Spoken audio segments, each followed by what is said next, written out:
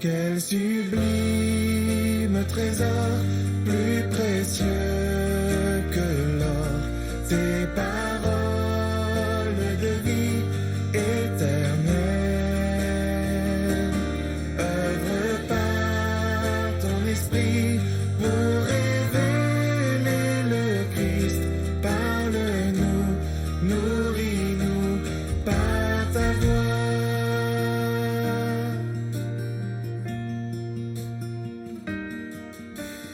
Ta parole convainc de péché et nous change pour te ressembler.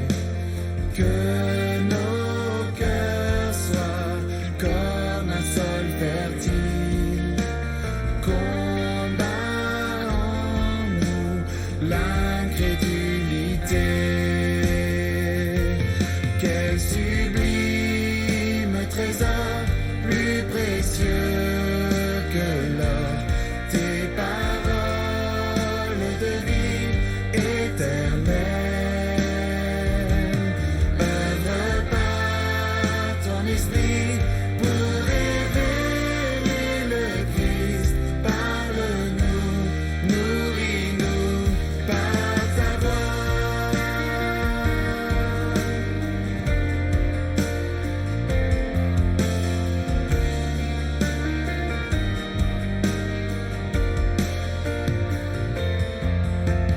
Ta parole sur fondation, l'espérance des générations.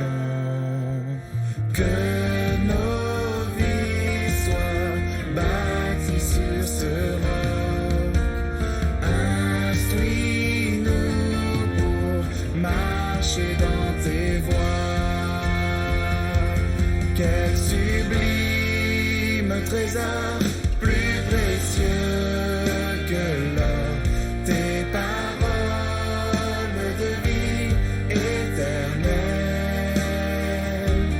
Œuvre par ton esprit pour révéler le Christ. Parle-nous, nourris-nous par ta voix. Quel sublime trésor, plus précieux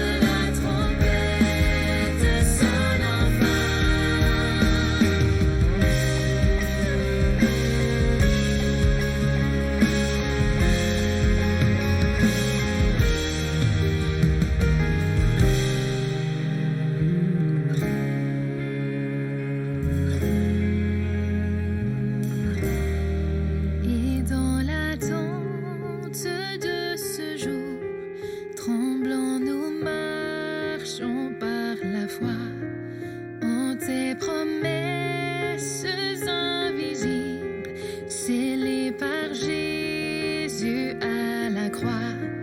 Nous pourrons enfin de nos yeux voir le visage de notre Dieu, que cet espoir est glorieux, en lui heureux.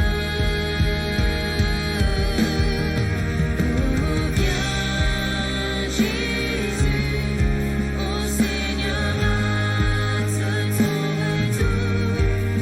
Nous attendons, nous guettons l'aube de ce jour.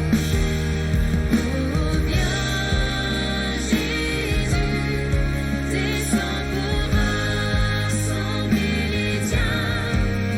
Nous attendons que la trompette sonne enfin. Toute langue confessera, tout genou pliera, tout ton peuple le chantera, Jésus notre roi. Toute langue confessera, tout genou pliera, tout ton peuple le chantera, Jésus notre roi. Viens Jésus, descends pour rassembler les tiens. Nous attendons que la trompette sonne enfin. Nous attendons que la trompette sonne enfin.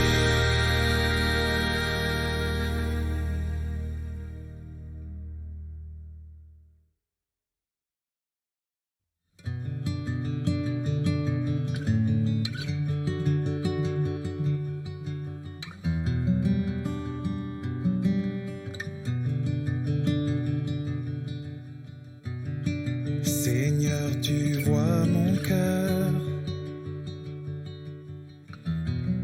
dans toute sa noirceur. Mes pensées, mes paroles, souvent t'ont fait horreur.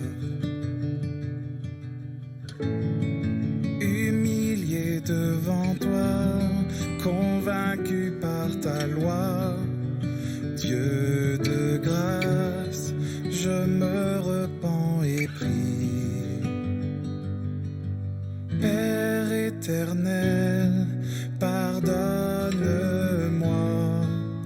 de mes péchés, purifie-moi. À genoux, mon seul recours est ta grâce infinie. Seigneur, tu vois mon cœur dans toute sa noirceur. Mes actes pleins d'orgueil méprisent ton honneur. Prompt à me détourner de toi, de ta bonté, Dieu de grâce, je me repens et prie.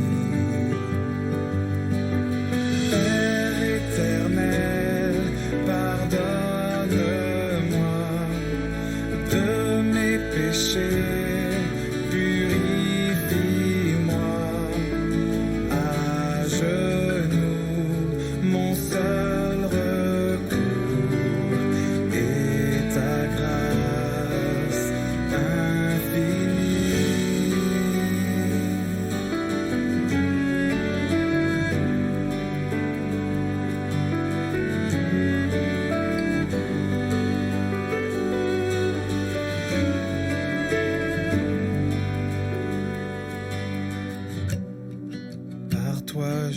purifié.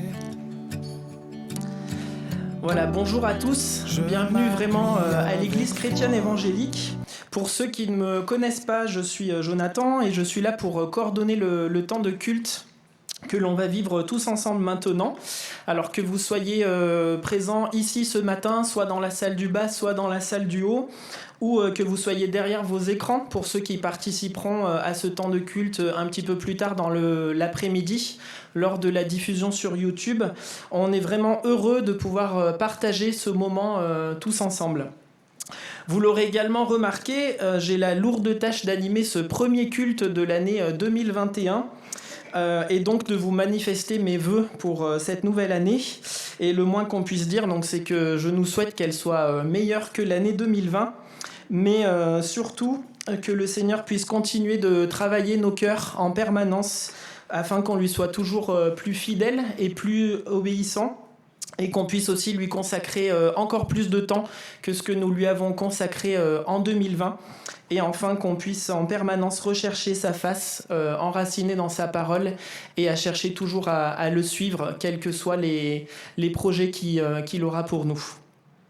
Si vous êtes ici pour la première fois et que vous souhaitez en savoir plus sur Dieu, sur notre foi ou sur notre Église, n'hésitez pas à venir me voir à la fin du culte ou à vous adresser à une personne parmi les personnes qui s'occupent de l'accueil ce matin. Et si vous nous suivez sur YouTube, envoyez-nous un mail pour qu'on puisse aussi prendre contact avec vous. Vous aurez tous les liens, les adresses mail et tout ça normalement dans la description de la vidéo. Dans quelques instants, nous allons louer notre Dieu tous ensemble de manière communautaire par des cantiques et par des prières.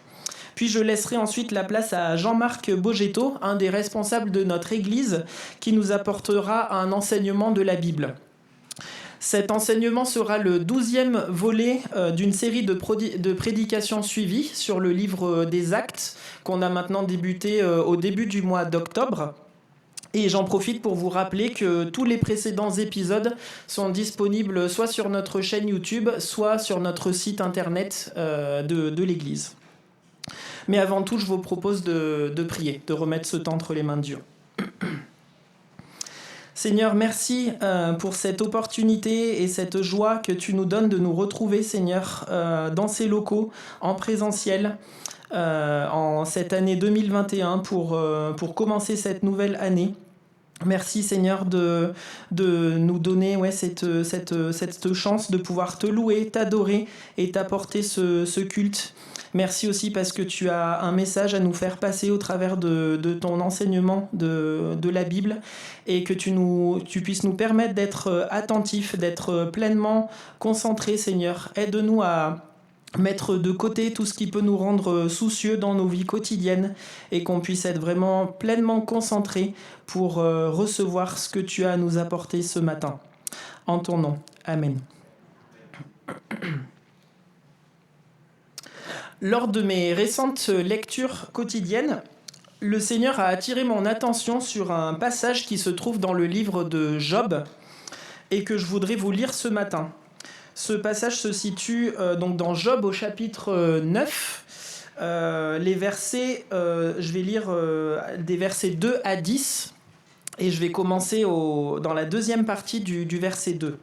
Donc Job chapitre 9, versets 2 à 10. Comment l'homme pourrait-il être juste devant Dieu ? Si l'homme voulait contester avec Dieu, il ne pourrait même pas lui donner une seule réponse sur 1000. C'est à lui qu'appartiennent la sagesse et la toute-puissance.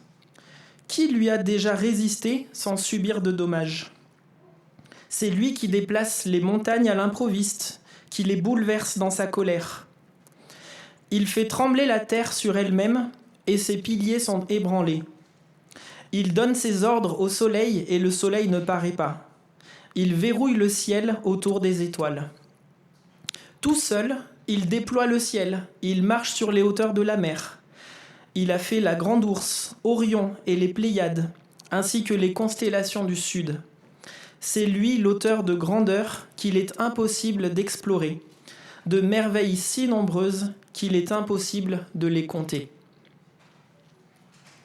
Je ne sais pas vous, mais moi, lorsque j'ai lu ces versets, la première chose qui m'est venue en tête, c'est Dieu est souverain. Mais pour ceux parmi nous qui peut-être découvrent l'Évangile ou qui ne sont pas familiers avec les termes que l'on emploie régulièrement dans notre Église, dans l'Église, on peut se demander ce que veut dire la souveraineté de Dieu. Le pasteur John Piper définit la souveraineté de Dieu de cette manière. Quand nous disons que Dieu est souverain, nous voulons dire qu'il est puissant et qu'il a une autorité telle qu'il peut outrepasser toute autre puissance et autorité. Rien ne peut arrêter un acte, un événement, un dessein ou un plan que Dieu a l'intention de réaliser. Le passage que l'on a lu juste avant s'inscrit parfaitement dans cette définition de la souveraineté de Dieu. Un peu plus loin, à la fin du livre de Job, au chapitre 42, verset 2, Job dira « Je reconnais que tu peux tout et que rien ne s'oppose à tes pensées. » La Bible fourmille d'exemples et de passages qui développent les multiples facettes de la souveraineté de Dieu.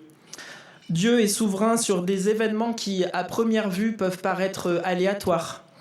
Il est souverain sur la nature. Il est souverain sur les animaux. Il est également souverain sur les nations, mais aussi souverain sur toutes les décisions humaines. Tout à l'heure, Jean-Marc nous montrera au travers de la prédication un domaine particulier dans lequel la souveraineté de Dieu s'applique également. Mais en attendant, je vous propose qu'on puisse avoir un temps de louange et de prière axé notamment sur la souveraineté de Dieu dans nos vies. Le groupe de musique va nous introduire maintenant dans le chant avec 3 cantiques que l'on va enchaîner.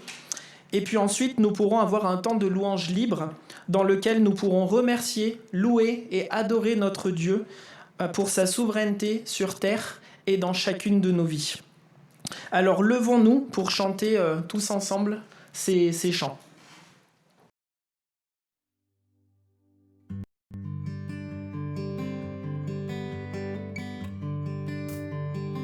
Quand je vois la beauté d'un coucher de soleil, un art si raffiné révèle tes merveilles. Quand je sens l'immensité du mystère des galaxies, mon cœur est bouleversé par l'amour du Dieu infini.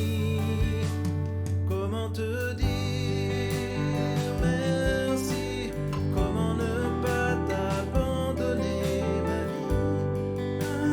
Alléluia, Alléluia. Comment t'aimer, te louer, faire de ce jour que tu nous as donné un Alléluia, Alléluia,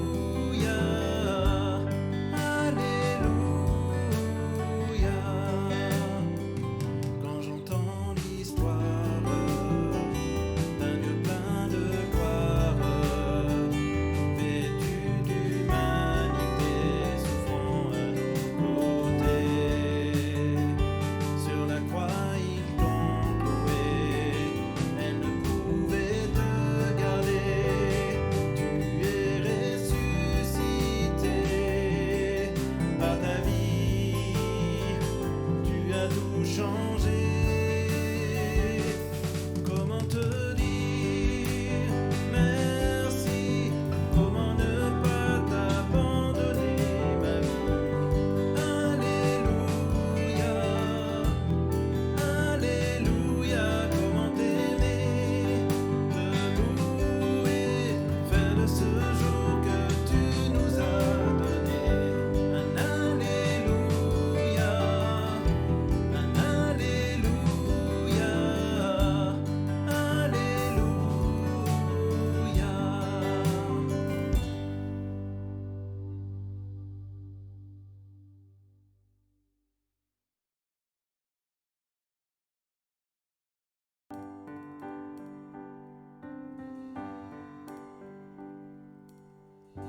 Ô Jésus, mon sauveur, Seigneur, nul n'est comme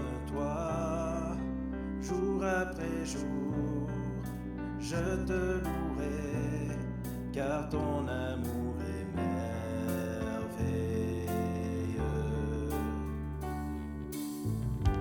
Mon abri, mon refuge, mon réconfort, mon rocher, tout ce qui vit, ce que je suis, ne cesse de t'adorer. Chante au Seigneur, crie de joie, terre entière. À Dieu la gloire, la puissance et l'honneur. Les monts s'inclinent et les flots rugissent à l'écho de ton nom. Je vois tes œuvres et mon cœur crie de joie. Je t'aimerai, je tiendrai par la foi. Rien ne pourrait égaler tes promesses pour moi. Oh Jésus, mon sauveur, Seigneur, nul n'est comme toi. Jour après jour, je te louerai, car ton amour est merveilleux.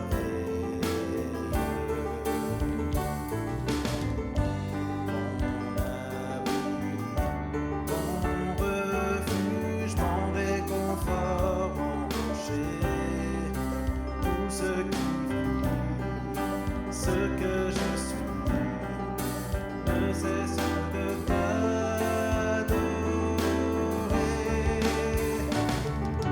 Chante au Seigneur, crie de joie, terre entière. À Dieu la gloire, la puissance et l'honneur. Les monts s'inclinent et les flots rugissent à l'écho de ton nom. Je vois tes œuvres et mon cœur crie de joie. Je t'aimerai, je tiendrai par la foi. Rien ne pourrait égaler tes promesses pour moi.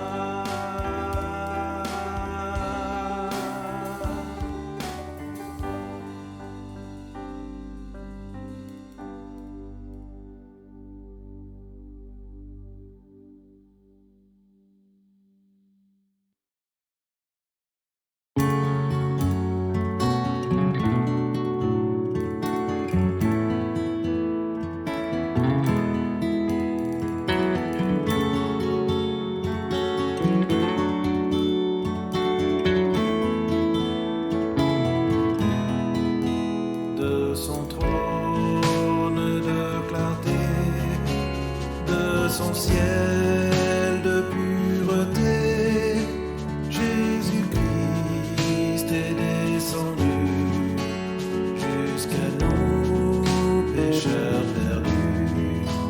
De toujours il était Dieu, roi de la terre et des cieux. Et se dépouillant de tout, Jésus vint mourir pour nous. Jésus-Christ est Seigneur. Il est sorti du tombeau, il est vainqueur.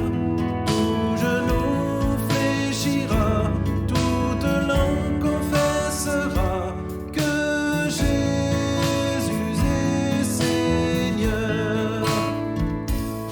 Il était l'éternel roi, mais renonçant à ses droits, en simple homme, en serviteur, Jésus vint pour nos pécheurs.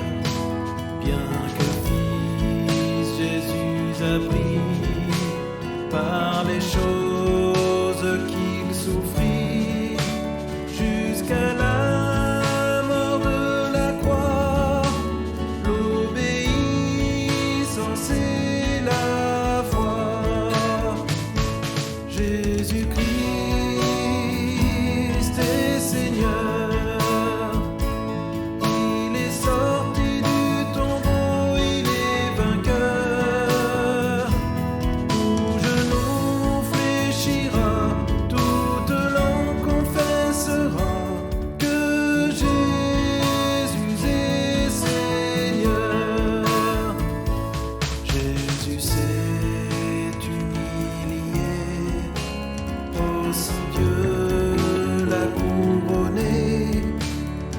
dans son ciel l'a fait asseoir sur son trône en pouvoir, afin qu'au nom de Jésus, tout genou soit abattu, et que dans tout l'univers résonne un puissant concert.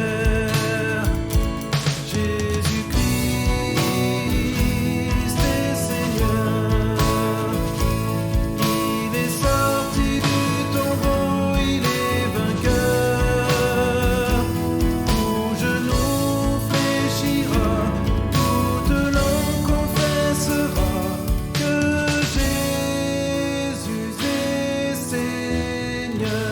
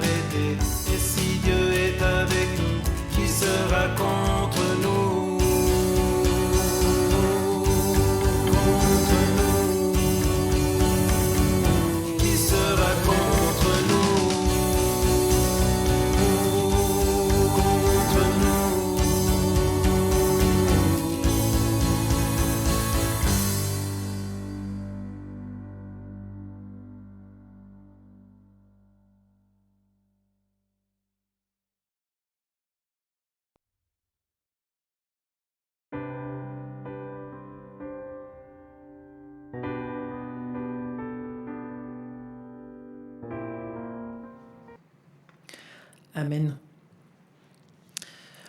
Je vais maintenant appeler Jean-Marc qui va nous apporter un enseignement de la parole.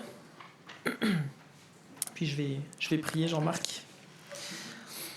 Seigneur, merci pour ta parole et en particulier pour ce livre des Actes qui nous apprend tant de choses sur les débuts de l'Église et son expansion. Merci pour tout le temps que Jean-Marc a consacré aussi pour préparer et mûrir cet enseignement que tu vas nous apporter ce matin au travers de ton Saint-Esprit. Aide-nous, Seigneur, à être vraiment pleinement attentifs à ce que tu veux nous apprendre et donne aussi à Jean-Marc la sagesse et les mots justes pour nous transmettre ce que tu veux nous transmettre, Seigneur, pour ta gloire. Amen.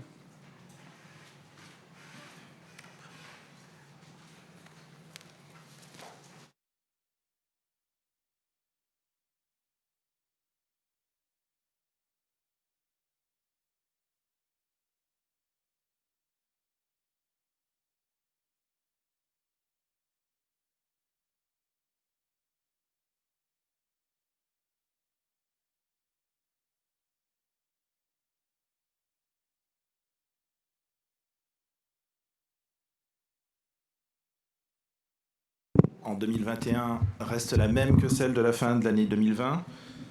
C'est toujours un petit peu long du temps d'y arriver. Bonjour à tous et à toutes. Jonathan a dit que c'était une charge de présider ce culte. Belle charge de premier culte 2021. Et moi j'ai l'honneur et le privilège aussi de pouvoir ouvrir la parole de Dieu avec vous ce matin. C'est une vraie joie pour moi de le faire. Et je profite évidemment de cette occasion qui m'est donnée pour vous souhaiter une très bonne année aux uns et aux autres. Et je ne sais pas pour vous, mais pour moi, c'est toujours un casse-tête le moment d'échange des vœux. Et en même temps, je le redoute pour moi et je redoute de ceux que je reçois aussi. Alors, vous avez les classiques, du succès, du bonheur, de la joie, de la paix. Donc ça, c'est la version classique. Vous avez l'indémodable et surtout... la santé. Ah ouais, donc je vous donne quelques idées au cas où vous êtes un peu dans le creux. Et si vous voulez viser l'originalité en 2021, je vous conseille le petit nouveau qui vient de sortir et surtout donc un petit vaccin qui est efficace. Donc voilà, si vous voulez souhaiter vos vœux d'une manière originale en 2021, quelques petites idées. Alors évidemment, on ne va pas se souhaiter le contraire, hein, mais je pense qu'on a plus à se souhaiter. Je pense qu'on a mieux à se souhaiter. Et moi, je vous souhaite de gagner durant cette année 2021 et je me le souhaite aussi à gagner en intimité avec mon Dieu. Que vraiment je puisse être toujours plus proche de lui, toujours plus intime avec lui, que je puisse rester accroché à lui, faire confiance à sa parole, confiance dans ses promesses. Quoi qu'il arrive en 2021, lui, il est fidèle, il ne bouge pas.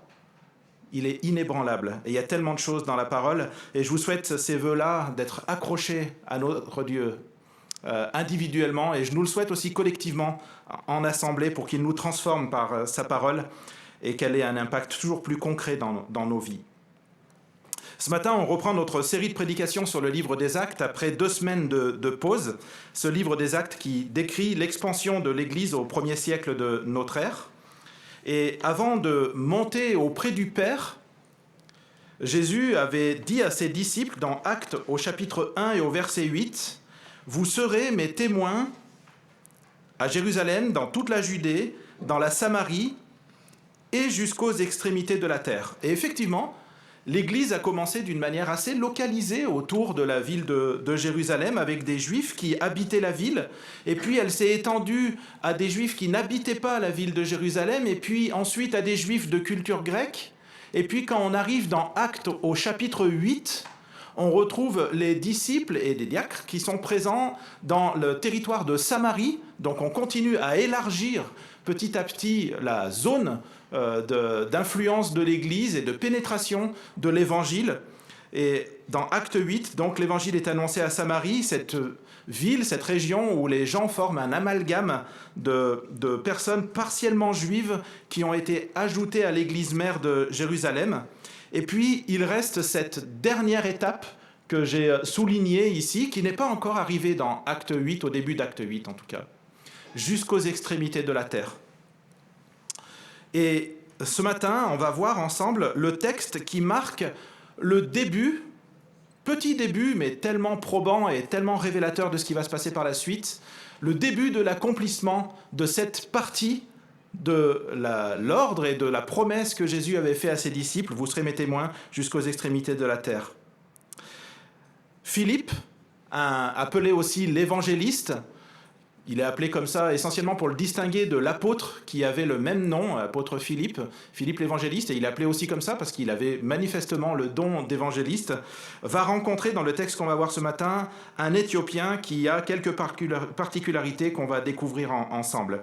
Et je vous invite à lire maintenant la suite et la fin de ce chapitre 8 du livre des Actes. Si vous utilisez ces Bibles-là, c'est le texte qui est à la page 713. Il s'affiche à l'écran, mais je vous encourage vraiment à le garder ouvert devant vous. On va se replonger dedans au fur et à mesure de la prédication, et c'est toujours riche de faire passer la parole en premier. Au moment où ce texte commence, Philippe est donc dans la région de Samarie. Il est en pleine période d'évangélisation. Il présente le message de l'évangile dans cette zone.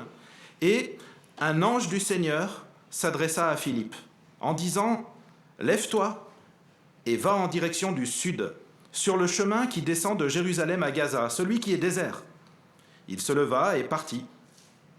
Or, un eunuque éthiopien, haut fonctionnaire de Candace, la reine d'Éthiopie, et administrateur de tous ses trésors, était venu à Jérusalem pour adorer. Il repartait, assis sur son char, et il lisait le prophète Ésaïe.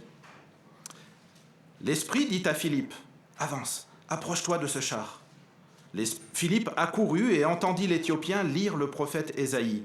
Il lui dit « Comprends-tu ce que tu lis ?» L'homme répondit « Comment le pourrais-je si personne ne me l'explique ?» Et il invita Philippe à monter et à s'asseoir avec lui. Le passage de l'Écriture qu'il lisait était celui-ci. Il a été conduit comme une brebis à l'abattoir, et pareil à un agneau muet devant celui qui le tond, il n'ouvre pas la bouche. Dans son humiliation, la justice lui a été refusée. Et sa génération, qui en parlera ? En effet, sa vie a été supprimée de la terre. L'eunuque dit à Philippe, « Je t'en prie, à propos de qui le prophète dit-il cela ? Est-ce à propos de lui-même ou de quelqu'un d'autre ?»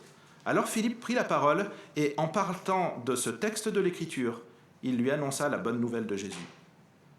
Comme ils continuaient leur chemin, ils arrivèrent à un point d'eau. L'eunuque dit « Voici de l'eau, qu'est-ce qui empêche que je sois baptisé ?» Philippe dit « Si tu crois de tout ton cœur, cela est possible. » L'eunuque répondit « Je crois que Jésus-Christ est le Fils de Dieu. » Il fit arrêter le char. Philippe et l'eunuque descendirent tous les deux dans l'eau, et Philippe baptisa l'eunuque.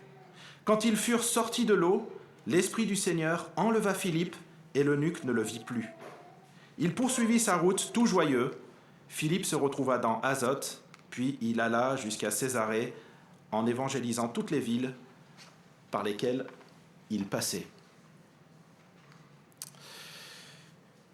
Si vous avez suivi un enseignement chrétien, forcément, à un moment ou à un autre, vous vous êtes retrouvé à colorier deux personnages assis sur un char, avec un qui tient un rouleau et l'autre qui est en train de pointer du doigt dans le rouleau pour lui expliquer les choses. Je pense qu'on est nombreux à avoir vu ça. Ou alors la scène du baptême avec ces deux personnes qui sont dans l'eau. C'est un texte qui est très connu de la parole. Et je vous invite simplement à vous replonger dans ce récit qui est en fait l'histoire d'une rencontre. Une rencontre entre Philippe et un eunuque éthiopien. Une rencontre qui a été particulièrement guidée. C'est la première fois que l'on voit dans la parole, ici dans le livre des Actes, une intervention d'un ange qui est liée à l'évangélisation. C'est la première fois. Cette apparition a été longuement discutée, mais je crois qu'elle a un but principal. C'est marquer le fait que le salut, c'est l'œuvre de Dieu. Dieu est souverain dans l'évangélisation. Jonathan nous a parlé de la souveraineté de Dieu, une souveraineté générale ce matin. Et ce texte-là pointe vers une souveraineté particulière. Dieu qui est souverain dans l'œuvre de l'annonce de l'évangile. Le salut est l'œuvre de Dieu. Il est initié souverainement par Dieu. Il y a de nombreux textes de la parole qui pointent vers cette réalité, mais ici, j'en ai mis qu'un seul qui est un petit peu lapidaire et qui peut faire mal quand on a confiance et qu'on veut se confier dans nos propres forces. Ce texte de Romains 3,11 dit que personne ne recherche Dieu. Point. Notre nature humaine, en tant que telle, n'a pas le moteur, l'élan qui nous pousse vers Dieu. Parfois, quand on voit quelqu'un qui vient au Seigneur, qui se donne au Seigneur, on se dit « Ah, cet homme, il était en recherche. » Mais en fait, il était en recherche de rien. C'est Dieu qui l'a appelé. Cet homme a été aspiré par Dieu. C'est Dieu qui a créé cette étincelle initiale. C'est lui, par son esprit, qui a mis dans le cœur de cet homme ce désir, parce que dans la nature même de l'homme, ce désir n'existe pas. Dieu est souverain sur le salut. Il déclenche, il initie, il crée ce désir, il active le cœur humain. Luc, qui est l'auteur du livre des Actes, nous donne plusieurs autres détails qui focalisent notre attention sur la souveraineté de Dieu dans l'évangélisation. Il y a l'ange, évidemment, mais j'aimerais qu'on regarde un petit peu plus dans le texte le lieu de rendez-vous qui est donné par l'ange entre Philippe et cet eunuque. J'ai indiqué ici un lieu improbable sur une route improbable à un horaire improbable. Pourquoi ? Si on regarde une carte, et je vous encourage à faire ça, je ne l'ai pas mis ici, mais c'est pour vous inciter peut-être à aller un peu plus loin aussi dans la reprise de ce texte. Si on regarde une carte, la zone qui sépare Jérusalem et Gaza est une zone qui est très désertique. Il n'y a presque pas de ville, très peu habitée. Donc, l'ange dit à Philippe, écoute, toi qui es à Samarie, dans une ville qui est très peuplée, dans laquelle l'évangile est en plein boom, en plein essor, il est en train de dire à l'ange, écoute, il est en train de dire à Philippe, tu vas aller dans cette zone qui est une zone désertique. Et puis il va donner d'autres précisions. Regardez dans le texte, s'il vous plaît, avec moi. Il va lui dire, prends le chemin, au verset 26, qui descend de Jérusalem à Gaza, celui qui est désert. Il y avait plusieurs routes entre Jérusalem et Gaza, des routes qui étaient très fréquentées, d'autres moins, et puis d'autres pas du tout, ou très peu en tout cas. Et l'ange va lui donner cette indication, tu vas aller dans cette zone désertique et tu vas aller sur le chemin sur lequel il n'y a presque jamais personne qui va. Et il donne une dernière indication, vers le sud. En fait, peut-être qu'en français, on aurait mieux compris si on avait traduit vers le midi. Bon français qui se respecte, il connaît ce qu'est le midi de la France, d'accord ? C'est le sud de la France. Mais pour un français aussi, midi, c'est l'heure du repas, mais c'est le milieu de la journée aussi, c'est l'heure où le soleil tape le plus, normalement. Et effectivement, en grec, dans ce texte, le mot « sud » qui est traduit ici indique à la fois la direction géographique et en même temps l'horaire. Donc si je récapitule, l'ange est en train de dire à Philippe, tu vas aller, toi qui es à Samarie, dans une zone où il y a plein de choses qui se passent, tu vas aller dans une zone désertique, sur le chemin où il n'y a jamais personne qui passe, à l'horaire où tu as le moins de chances de croiser quelqu'un. Voilà. Vas-y. S'il vous prend en début d'année de vouloir faire quelque chose de stupide, faites ça à l'échelle humaine. Prenez un évangéliste, pas n'importe lequel, hein, un Philippe qualifié, l'un des plus proches des apôtres, pas quelqu'un que vous avez envie de bisuter. Hein. Prenez-le et faites-lui faire ça. C'est à l'échelle humaine, hors de sens. Mais Dieu marque de cette manière. Écoute, je gère. C'est moi qui prends en charge. C'est moi qui vais créer cette rencontre. Et vous savez, ce qui est magnifique ici, c'est la réponse de Philippe. Regardez au début du verset 27. Il y va. Voilà. Et c'est d'une brièveté qui est déroutante. Alors que les indications qui sont données, Philippe connaissait la géographie, hein, il voyageait. Alors que les indications qui sont données sont complètement improbables, Philippe suit le cap que Dieu lui donne. Et ce texte débute par un Dieu qui initie, un Dieu souverain, qui met sa main, son empreinte sur ce qui se passe, et un serviteur qui dit « Ok Seigneur, j'ai confiance en toi. Tu sais ce que tu fais, j'y vais. » Et c'est là, sur cette route déserte, que se produit une rencontre qui est une rencontre hautement improbable. Un Éthiopien qui passe sur un char, probablement avec sa délégation, et le texte nous donne plusieurs informations sur cet homme, et je voudrais vous en mentionner simplement 3. La première information, c'est que c'est un Éthiopien qui vient d'Éthiopie, mais l'Éthiopie de cette époque-là ne correspond pas à l'Éthiopie actuelle, c'est plutôt le Soudan. C'est le sud de l'Égypte. Si on regarde sur une carte, la distance qu'il y a entre cette Éthiopie-là et Jérusalem, c'est autour de 1000 km, c'est un peu plus de 1000 km. Donc cet homme est en train de faire un aller-retour qui est extrêmement long. Première information, c'est un Éthiopien. Deuxième information, c'est un homme qui est vraiment important, très important. Aujourd'hui, si on voulait le comparer avec notre État français aujourd'hui, cet homme, ce serait le ministre de l'économie et des finances. C'est vraiment ça. C'est un homme qui est extrêmement important. Il est ministre de Candace, et Candace, qui est cité dans ce texte, alors ça c'est peut-être un peu de culture, mais c'est important d'en avoir aussi, c'était à la fois un nom et un titre, un peu comme César chez les Romains. Donc César, c'était le nom d'une personne, et c'était aussi un titre qui était donné aux différents empereurs. Cet homme était ministre de Candace, l'équivalent d'un ministre de César, si vous voulez, sous l'Empire romain. C'était un homme qui était important, c'était un homme qui était très riche aussi, il avait les rouleaux du livre d'Ésaïe, et le texte nous décrit précisément l'ensemble de ses attributions, gardien du trésor, etc., etc. On voit que c'était un homme qui était très riche. Et il avait les rouleaux du livre d'Ésaïe, ce qui n'était vraiment pas courant. La troisième chose qu'on apprend sur cet homme, c'est qu'il était eunuque, c'est-à-dire qu'il était castré. Et ça a une importance très particulière, parce que le texte nous dit qu'il est parti à Jérusalem pour aller adorer.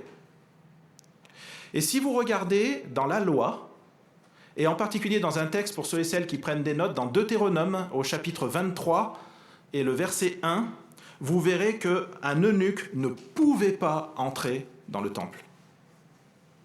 Un eunuque n'avait pas le droit d'intégrer l'assemblée de l'Éternel. C'était interdit. C'est-à-dire que cet homme, qui est attiré par le judaïsme, a fait quelque part plus de 1000 km, un voyage de plusieurs semaines, pour aller adorer sans avoir accès aux moyens d'adoration. Il est arrivé à Jérusalem, peut-être il s'est mis sur la pointe des pieds pour regarder ce qui se passait devant, et il n'a pas eu accès au temple. Et il est reparti. Plusieurs semaines de voyage, et quelque part chou blanc. Et cet homme, il m'étonne. Parce que dans sa position, moi j'en connais plus d'un qui aurait tout balayé d'un revers de main. Et qui aurait dit, mais attendez, mais c'est quoi cette religion-là? C'est qui ce Dieu? Pour qui il se prend? Je suis ministre, moi, monsieur. Et cet homme, je suis tellement touché de le voir sur le chemin du retour, alors qu'il n'a pas eu accès au temple, de le voir sur le char. Et qu'est-ce qu'il fait sur le char? Il lit les Écritures de cette religion qui semble l'avoir mis de côté en disant « Non, non, tu n'y vas pas, c'est la loi, hein? Tu n'y vas pas dans le temple. » Et moi, je trouve ça particulièrement touchant de voir la persévérance de cet homme. Parce que, humainement parlant, je pense que tout le monde aurait dit « Ok, non, on va mettre ça de côté. » Mais pourquoi est-ce que cet homme continue à lire? Pour une raison simple, le Saint-Esprit est à l'œuvre. Le Saint-Esprit est à l'œuvre dans la vie de cet homme. Il est assoiffé de vérité. Alors qu'est-ce qu'il fait? Eh bien, il lit. Et c'est à ce moment-là que Philippe, qui est poussé par l'ange, s'approche du char et lui pose une question qui paraît un peu limite agressive. Tu comprends ce que tu lis? Je ne l'aurais pas forcément bien pris, posé comme ça, mais encore une fois, quand on regarde dans l'original, on voit que c'est une question qui est pleine de révérence, pleine de politesse. Et aussi une question qui est très pertinente, parce que cet homme veut obéir, mais il ne comprend pas. Vous savez, en lisant ça, je me suis dit, et en étudiant ça, je me suis dit que quelque part, c'est presque rassurant de voir un homme d'une telle éducation, d'un tel niveau social, lire la parole, lire les Écritures, et ne pas la comprendre. Quelquefois, je me dis que on se sent moins seul quand on lit une personne comme ça, qui vit ça, en disant « Seigneur, je ne comprends pas ce que je suis en train de lire. » Cet homme, tout avec son éducation, son niveau, il ne comprend pas. Vous savez, je crois qu'on a là un gros enseignement pour nous. Lire la Bible, ce n'est pas un acte mystique. Ce n'est pas un acte magique. Parfois, on donne à nos amis, à nos voisins une Bible dans le cadre de la présentation de l'Évangile.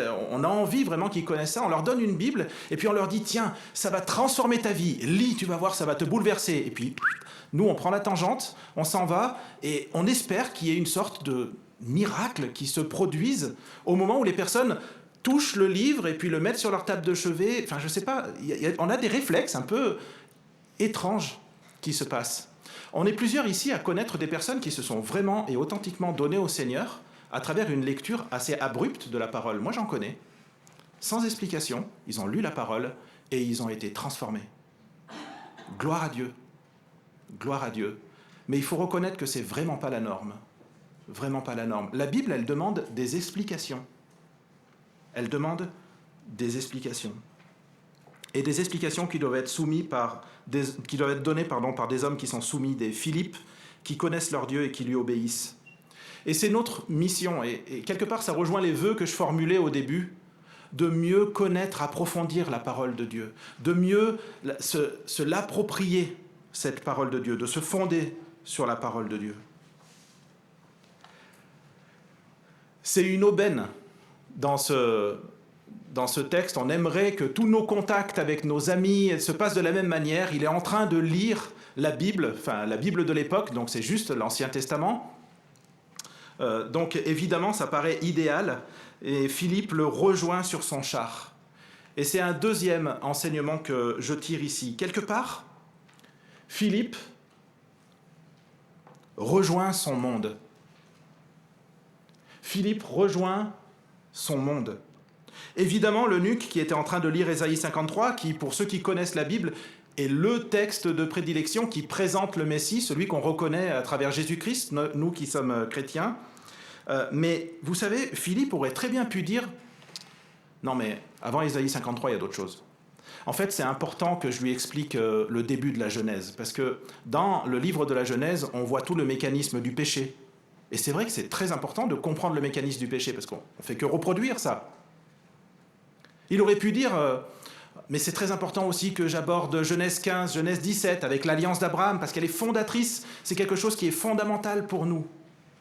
Il aurait pu dire, il faut que je lui parle de l'histoire du peuple d'Israël et sa traversée du désert, comment Dieu a été bon et combien le peuple a été mauvais et a péché avec le veau d'or, etc. Il aurait pu dire, etc., etc. Mais vous savez ce qu'a fait Philippe ? Cet eunuque était en train de lire Ésaïe 53. Au début du verset 35 de notre texte, en repartant de ce texte, il l'a pris là où il en était. Et je trouve ça magistral. Un exemple, un modèle dans le cadre de l'évangélisation. De ne pas enclencher une sorte de bulldozer d'explication en disant « Non, mais de toute façon, dans la méthode, dans le petit livret, c'est écrit 1, tu fais ça, tu commences par expliquer Genèse, le péché, Genèse 3, et puis ensuite tu vas expliquer l'alliance, et puis après tu vas expliquer les prophètes, et puis... » Philippe, il le reprend là où il en est. Il fait quelque chose d'incroyable. Cet eunuque a une question en ce qui concerne ce texte. De qui il parle ? De qui parle ce texte ? Vous savez ce qu'il fait ? Il répond à la question. Incroyable, hein ?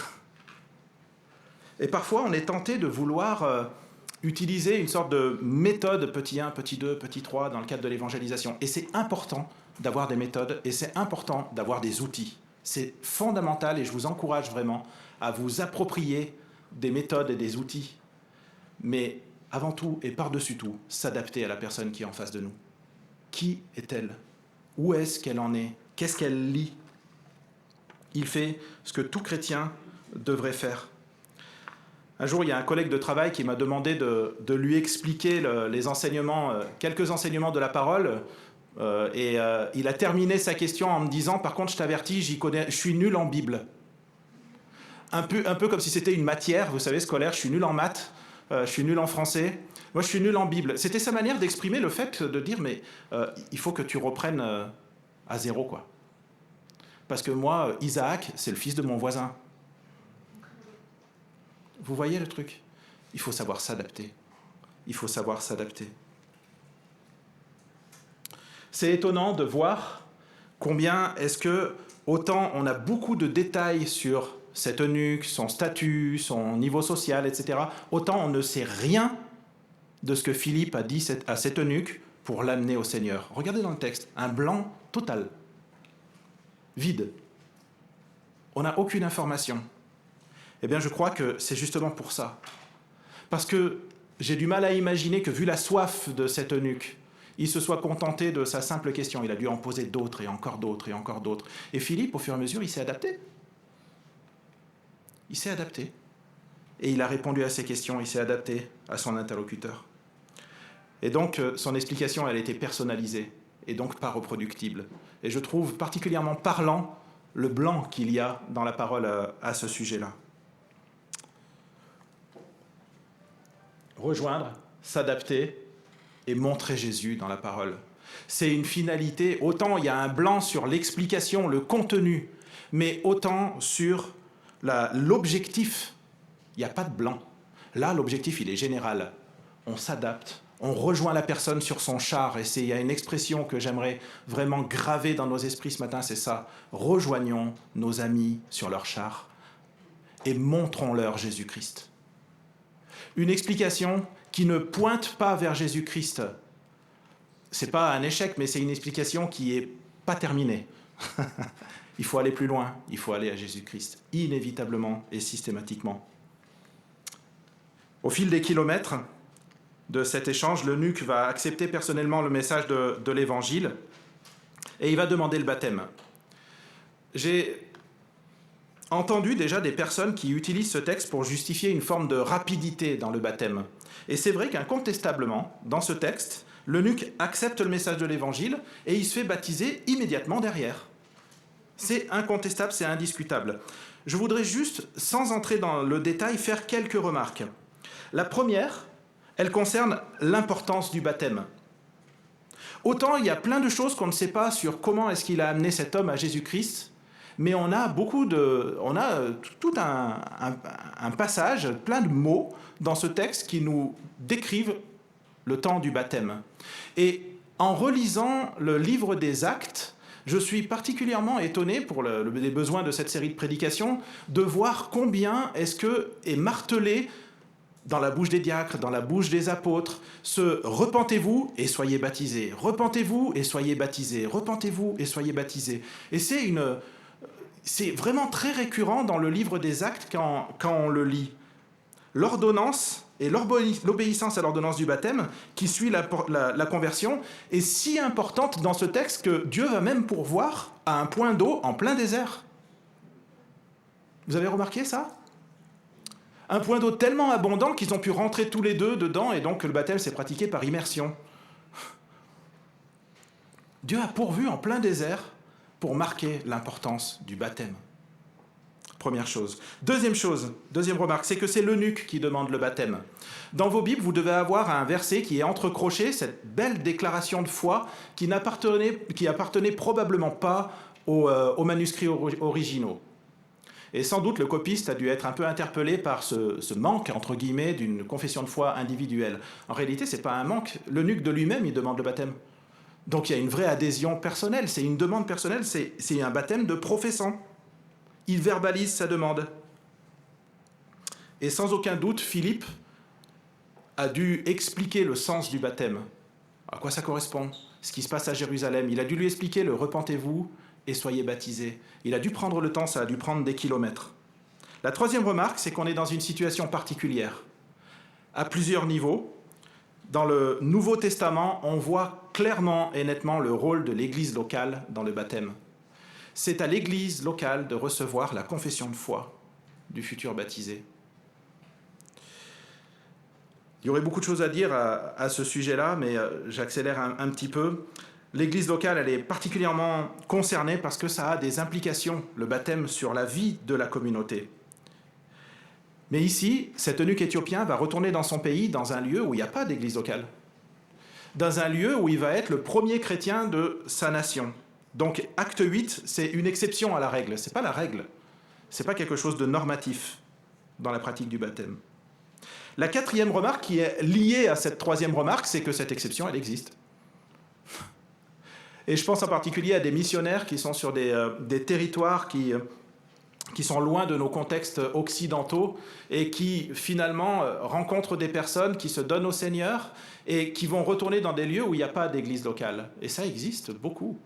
Eh bien ces personnes-là, cette exception s'ouvre complètement, elle est adaptée à leur contexte. Il ne faut pas négliger ces exceptions.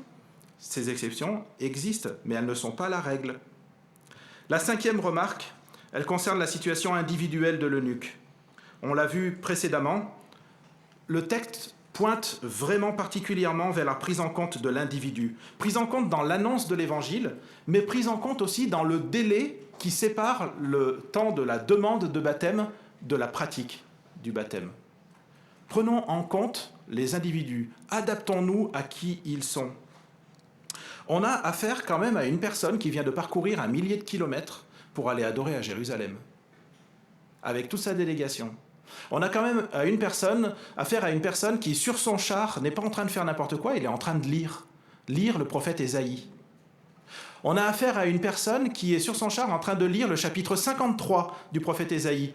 On ne sait pas s'il a lu les autres avant, mais c'est bien possible qu'il ait lu les autres avant. On a affaire à une personne qui a soif, dans lequel le Saint-Esprit est vraiment en train d'œuvrer de manière à l'attirer. Il lui manque le nom qu'il recherche, Jésus-Christ. Et Philippe va lui donner ce nom. Celui que tu cherches, c'est Jésus. Dans notre assemblée, il nous est arrivé de baptiser des personnes très rapidement entre le temps de demande du baptême et le baptême lui-même, parce que c'était quelque part des fruits mûrs, des personnes qui étaient prêtes. Et puis dans d'autres situations, ça a pris plus de temps. Et là aussi, il faut s'adapter. Il n'y a pas de normes par rapport à ça. L'adaptation est fondamentale dans ce délai. Et je voudrais terminer par une 6e remarque avant de conclure. Le baptême, c'est le signe que nous sommes sûrs. Sûrs de notre désir de suivre Jésus-Christ. Mais ce n'est pas le signe que nous sommes matures. La maturité, elle va se développer avec le temps. Mais si la personne a compris le message de l'Évangile, qu'elle est sûre, il n'est pas bon de retarder l'échéance du baptême. La Bible nous montre le baptême comme étant le premier pas d'obéissance publique, pas comme étant le 10e ou le dernier ou un aboutissement. Retarder le baptême d'une personne qui est sûre, qui a compris le message du salut en Jésus-Christ, ça revient à retarder le moyen qui nous a été donné pour amener les nouveaux convertis à s'engager fermement. Et ça peut être un problème. On vit une sorte de traumatisme quand on baptise une personne et que cette personne abandonne la foi. Ça m'est arrivé, je vous assure, c'est une douleur et c'est une souffrance terrible, terrible. Et ça devrait être une douleur et une souffrance pour l'ensemble de la communauté. J'ai beaucoup entendu, en particulier des aînés, me dire « Ah, on en a vu des personnes passer par les eaux du baptême, et malheureusement, il y en a beaucoup qu'on ne voit plus, qui ont disparu. Psh. On ne sait pas ce qu'ils sont devenus. Ils semblent avoir abandonné la foi. » Et ça crée une véritable douleur. Si on va dans le texte que Stéphane a prêché la dernière fois qu'on a prêché sur le livre des Actes, juste au début du chapitre 8, ce chapitre que l'on termine aujourd'hui, on voit un homme qui s'appelait Simon. Et quand vous lisez Acte 8 au verset 13, cet homme a été baptisé, probablement par Philippe lui-même, le même. Et quand on lit le texte d'Acte 8, le début d'Acte 8, on peut avoir des doutes sur l'authenticité de la conversion de ce Simon. Est-ce que Philippe a eu tort de le baptiser ? C'est délicat comme question, parce qu'on ne sait pas ce qu'il lui a dit avant. Mais c'est bien possible que non, vu ce qu'il a fait, le travail qu'il a fait avec cet eunuque éthiopien, c'est bien possible que non. Notre charge, notre responsabilité, c'est celle de Philippe. c'est de répondre individuellement aux questions qui sont posées. C'est de montrer Jésus-Christ, Bible en main, et de s'assurer que la personne, elle soit sûre de son désir de le suivre.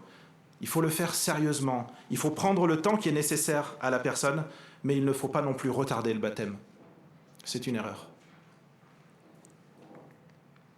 Je conclus.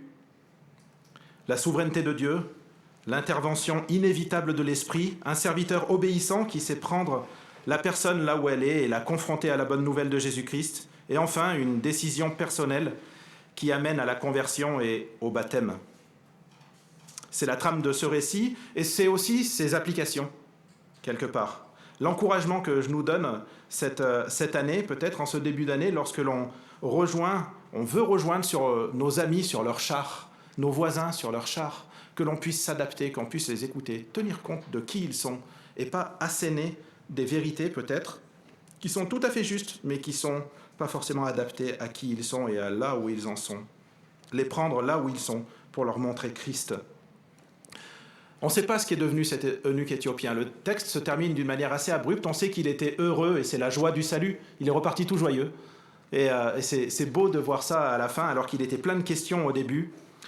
L'histoire se termine un peu brutalement, mais je me plais à penser qu'il a continué sa lecture du prophète Ésaïe et que seulement 3 chapitres après, il a pu rencontrer ce texte. Que l'étranger qui s'attache à l'Éternel ne dise pas « L'Éternel me séparera certainement de son peuple » et que l'eunuque ne dise pas « Je ne suis qu'un arbre sec ». En effet, voici ce que dit l'Éternel. « Si des eunuques respectent mes sabbats, choisissent de faire ce qui me plaît et restent attachés à mon alliance, je leur donnerai dans mon temple et à l'intérieur de mes murailles une place, un nom qui vaudront mieux pour eux que des fils et des filles, eux qui ne pouvaient pas en avoir. En effet, je leur donnerai un nom éternel qui ne disparaîtra jamais. » Quel encouragement, je trouve, pour cet homme. J'aimerais qu'il ait lu ce texte d'Ésaïe 56, on ne sait pas. On dispose d'un écrit d'un des premiers pères de l'Église qui s'appelle Irénée de Lyon, qui a écrit en 180 après Jésus-Christ que cet homme, cet eunuque éthiopien, est retourné en Éthiopie et qu'il est devenu le premier missionnaire évangélisant en terre païenne. C'est un témoignage historique que l'on a et qui a fondé de nombreuses communautés en Éthiopie, dont certaines se revendiquent encore aujourd'hui comme étant des héritières du passage de cet eunuque. C'est bien possible. Ce texte s'intègre si bien dans le livre des Actes. Le champ de mission vers les païens, les non-juifs est ouvert, et c'est magistral de voir dans le chapitre qui suit que Dieu prépare un homme qui va prendre en charge à bras-le-corps ce nouveau champ de mission, celui qu'on appellera l'apôtre des païens, un certain Saul de Tarse, qui arrive tout de suite dans Acte 9, juste après. Mais ça, c'est pour la semaine prochaine. Que le Seigneur bénisse sa parole.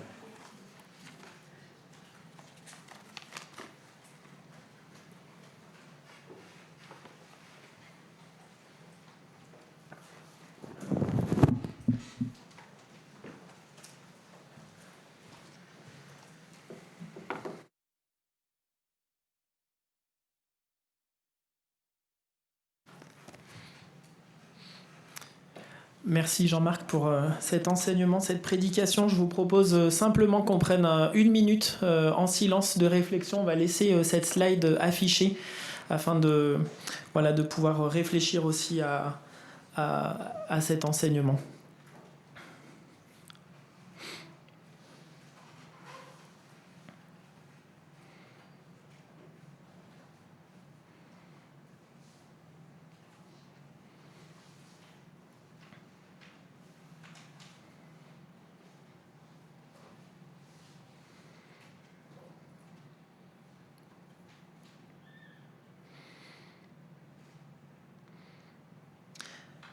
Seigneur, merci encore pour cette souveraineté parfaite dans tous les domaines, Seigneur, et en particulier dans le domaine de l'évangélisation et du salut, comme on l'a vu ce matin.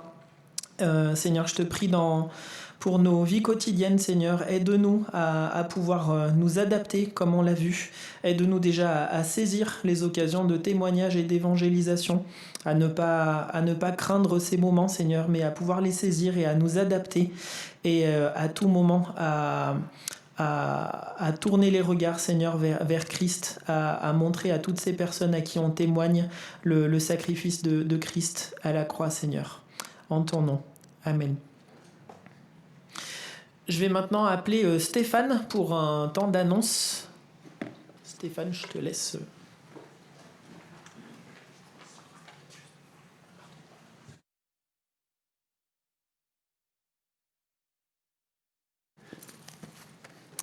Bonjour à chacun, chacune, que vous soyez en bas, en haut, que vous nous regardiez via la chaîne YouTube.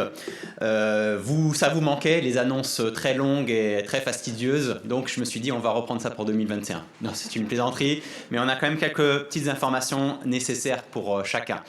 Déjà, une première chose, je vous souhaite vraiment de la part du groupe d'anciens, Jean-Marc l'a fait au début de sa prédication, nos meilleurs vœux et des vœux bénis par le Seigneur, et nous prions, nous souhaitons que cette année 2021 soit encore placée sous le regard de notre Seigneur et Sauveur dans notre vie de tous les jours en tant qu'individu, mais aussi en tant qu'assemblée, en tant qu'Église, en tant qu'ECE. Deuxième annonce importante, concernant les cultes. Comme pour les dimanches prochains, comme pour ces derniers dimanches, nous aurons un culte donc à 10h15 ici même dans nos locaux et la retransmission vidéo sur YouTube à 17h30. Quand on a annoncé la reprise des cultes, on a évoqué le fait d'avoir une forme de roulement pour venir au culte, pour permettre d'accueillir tout le monde. On veut simplement vous dire qu'on va arrêter cet aspect de roulement entre les cultes et qu'on vous invite chacun et chacune à vous inscrire, merci Jean-Marc, à vous inscrire à chaque dimanche, si vous souhaitez venir, être présent au culte, à vous inscrire. Pour l'instant, par rapport aux inscriptions que nous avons eues, nous maintenons un culte à 10h15. Dès qu'il sera nécessaire pour accueillir chacun de démarrer un deuxième culte, nous allons le faire. Nous avions évoqué le fait que nous allions démarrer un deuxième culte le matin avant qu'il y ait... Et puis il y a eu le deuxième confinement, ça n'a pas pu se faire. Mais en tout cas, nous nous tenons prêts, si jamais les inscriptions le nécessitaient, de démarrer 2 cultes le matin au lieu d'un seul. Notre désir, notre volonté, notre prière pour chacun d'entre nous, c'est que nous puissions revenir dans les locaux pour vivre un culte ensemble réunis physiquement. Parce que très clairement, ça n'a rien à voir de vivre un culte ensemble que de vivre un culte dans son salon devant la télé. Et notre priorité pour chacun d'entre nous, c'est que nous puissions chacun vivre ce culte comme avant. Toutes les conditions sanitaires sont réunies pour que nous puissions nous réunir ensemble et vivre de bons moments ensemble le dimanche matin, réunis en église. Donc sachez que vous n'attendez pas quelques jours si vous êtes venu ce culte ce matin pour vous inscrire pour le prochain culte. L'ouverture est complète et s'il y a besoin de démarrer un deuxième culte, on démarre un deuxième culte au plus vite. Voilà. Deuxième information sur laquelle on veut axer aussi les annonces, c'est concernant les groupes de semaines, si on peut juste mettre. Donc vous savez, pour ceux et celles qui sont là depuis quelques temps dans l'église, nous avons 8 groupes de semaines dans l'église qui sont répartis, je vous laisse voir un peu la carte, sur l'ensemble de l'agglomération grenobloise. Et on veut juste remettre à l'honneur ces groupes de semaines qui ont vraiment été, on l'a dit, quelque chose d'important pendant tout ce temps de confinement aussi, et auquel on veut vous inviter à rejoindre. Alors peut-être que vous êtes nouveau aussi, nouveau venu sur Grenoble, nouveau venu dans l'église, soit via la chaîne YouTube, soit en étant venu en présence ici. Et on veut vraiment vous dire que ces groupes de semaines sont vraiment quelque chose d'important dans notre vision de la vie d'église parce qu'ils permettent d'avoir des temps réunis à une dizaine, quinzaine de personnes, des temps de partage, des temps de discussion. On peut prier les uns pour les autres dans ces temps de groupe de semaine. On revient souvent aussi sur la prédication qui a été faite le dimanche passé pour parler ensemble, pour avoir un temps de témoignage et un temps de partage ensemble. Donc ces groupes de semaine sont vraiment importants à nos yeux parce qu'ils permettent aussi de vivre l'Église dans la semaine, bien sûr, mais aussi de vivre cette Église en ayant plutôt des temps de partage et de prière les uns pour les autres ensemble, dans des plus petits groupes. Juste un slide qui suit. On a plusieurs responsables, donc c'est à chaque fois des binômes de responsables qui s'occupent de ces groupes de semaine. Et donc, on vous encourage, si vous ne fréquentez pas encore un groupe de semaine et que c'est votre souhait, de nous contacter via l'adresse mail qui apparaît en bas là, ancien@ecegrenoble.fr. Donc, c'est l'adresse mail qui regroupe les responsables de l'Église pour nous dire simplement que vous souhaitez vous rejoindre un groupe de semaine et nous dire simplement là, dans quel endroit vous habitez à peu près. Et puis quel soir de libre vous avez dans la semaine pour qu'on puisse ensuite vous indiquer un groupe de semaine où vous pourrez vous joindre à ce groupe. Voilà, donc c'est quelque chose d'important et on voulait juste remettre ces groupes de semaine à l'honneur parce qu'il nous semble que c'est vraiment des temps importants et essentiels aussi pour notre vie de foi. le culte du dimanche est important, mais ces rencontres de semaine sont à nos yeux tout aussi importantes parce qu'ils permettent un autre apport que le culte dominical. Au niveau des annonces, une autre annonce importante aussi. Chaque année, depuis plusieurs dizaines d'années, je dirais, il y a en début d'année une semaine universelle de prière qui est organisée par le CNEF. Le CNEF, c'est le Conseil national des évangéliques de France. Donc, ça regroupe l'ensemble des églises évangéliques à travers la France qui organisent ce temps de prière par agglomération. Et donc, cette année encore, malgré le contexte un peu particulier, nous aurons un temps de prière universelle avec les différentes assemblées de l'agglomération grenobloise. Alors, bien évidemment, il ne pourra pas être possible de le faire en présentiel, malheureusement, via le contexte actuel. Et il y aura une possibilité de se rencontrer le mardi 12 janvier par secteur géographique via un lien Zoom. Et le vendredi 15 janvier, il y aura deux rencontres. Une rencontre à 19h45 pour les jeunes, qui est une rencontre nationale et pour laquelle, si les jeunes veulent participer, il faut s'inscrire en amont, ce qui n'est pas le cas pour les autres rencontres. Et une rencontre commune pour toute l'agglomération grenobloise, le vendredi à 20h30. Donc de date, mardi 12 janvier et vendredi 15 janvier, il n'y aura donc pas de réunion de groupe de semaine ou de choses comme ça dans l'église la semaine, pas cette semaine qui vient, mais la semaine d'après, pour mettre la priorité sur ces rencontres-là. Bon, il y a des liens et tout ça, vous inquiétez pas, on va vous envoyer ça par mail pour que vous ayez les liens si vous souhaitez participer à ces rencontres. On vous encourage à le faire parce que c'est un des temps où on peut prier entre frères et sœurs de différentes assemblées et c'est pas forcément fréquemment qu'on peut le faire. Donc voilà, simplement pour vous annoncer cela. Autre chose aussi, suite à la distribution de petits paquets de gâteaux qui a été faite aux personnes seules, notamment aux personnes âgées, à quelques malades dans l'église, on a eu plusieurs remerciements qui nous ont été envoyés. Et Madame Catherine Hadji, donc, qui est une des doyennes de l'église, nous a envoyé cette carte que je vais mettre là-bas. Et je vous lis juste son petit mot. À tous les frères et sœurs de l'Église, mes vœux les meilleurs pour une nouvelle année heureuse et bénie, avec toute mon affection en Christ notre Sauveur, Catherine Hadji. Donc ça fait partie des mots de reconnaissance et on en a plusieurs aussi, mais on voulait simplement vous transmettre encore ce mot de reconnaissance de Catherine Hadji. Autre chose aussi importante, pour ceux et celles qui sont là depuis quelques années, vous le connaissez, peut-être pour les nouveaux, vous ne le connaissez pas encore, nous avons l'habitude à chaque nouvelle année de ressortir un programme de lecture biblique qui est préparé par Daniel Bogetto.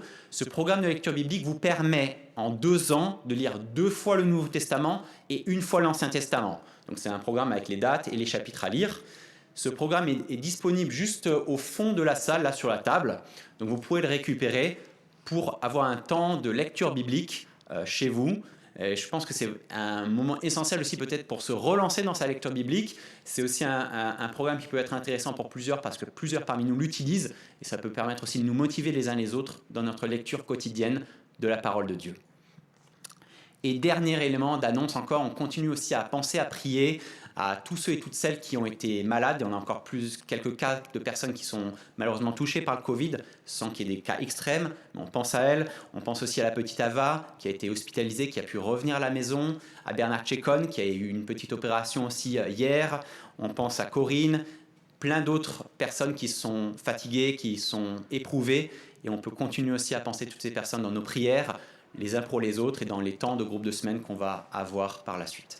Merci encore pour votre attention. J'ai essayé d'être le plus bref possible pour ces premières annonces de l'année. Et je vous souhaite encore un bon dimanche et je laisse Jonathan terminer.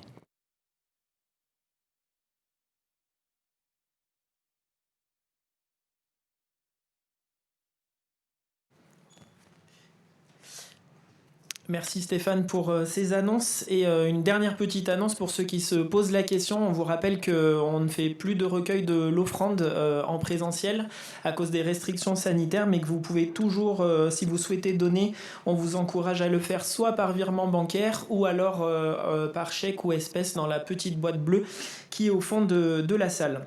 Voilà, on arrive maintenant au terme de notre culte. Je voudrais une nouvelle fois saluer toutes les personnes qui nous suivent sur YouTube. Ah oui, pardon, excusez-moi. Une dernière petite annonce, je vois Claire qui s'agite au fond.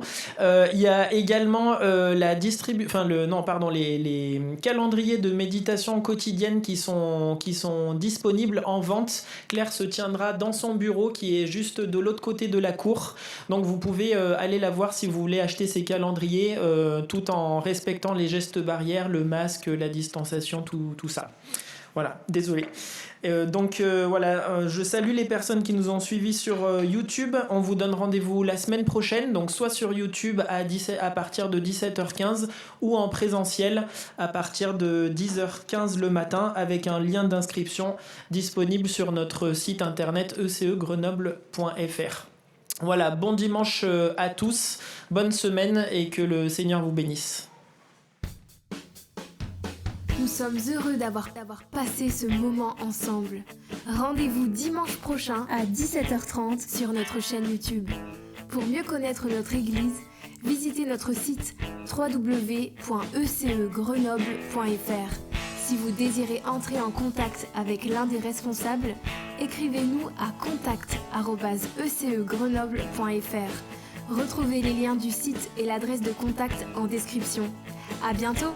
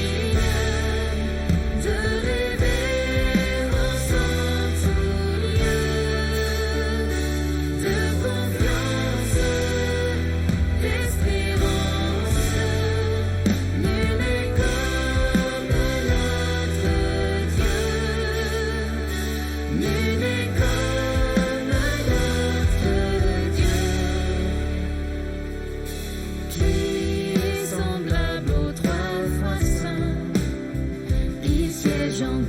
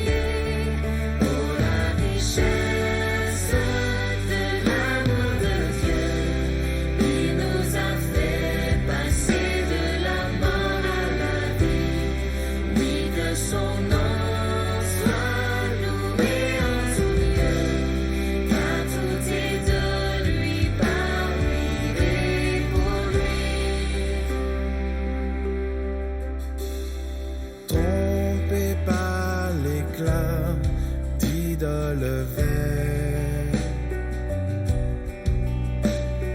Nous étions aveuglés, mais Dieu a fait briller la lueur de vie. Nous sommes libérés pour l'adorer. Oh, la richesse de l'amour de Dieu. Il nous a fait passer de la mort à la vie. Oui, que son nom soit loué en tout lieu, car tout est de lui, par lui et pour lui. À lui la gloire pour toujours. À lui la gloire pour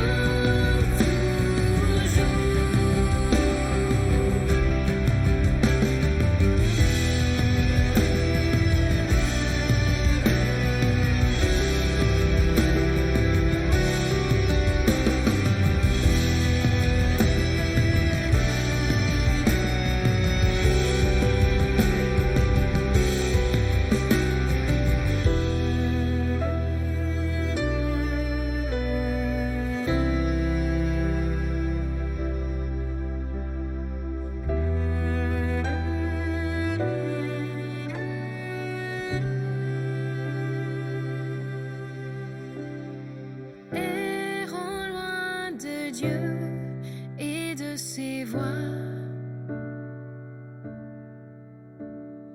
Nous étions orphelins, mais Dieu